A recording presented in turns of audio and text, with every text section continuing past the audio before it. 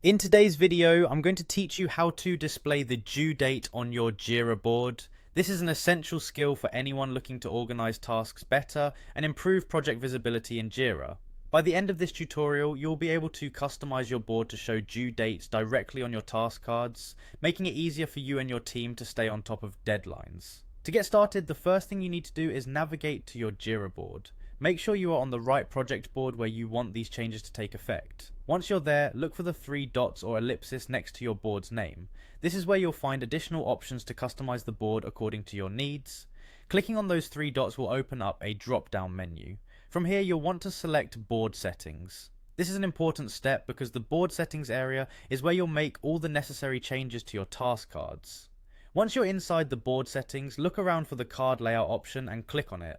This card layout section is a powerful feature within Jira that lets you define which fields appear on your task cards, enhancing both your visual management and your workflow efficiency. Now, you're ready to add the due date field to your card. In the card layout section, you'll see an option to add field. Clicking here will present you with a drop-down menu of various fields you can choose to display on the front of the task cards.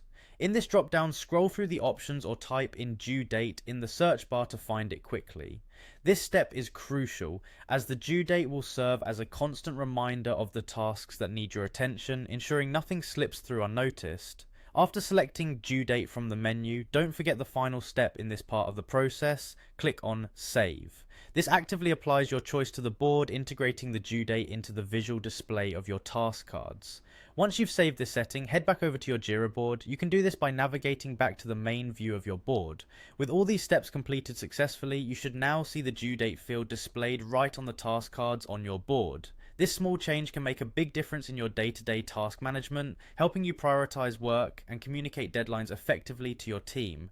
That wraps up this tutorial on adding due dates to your Jira board.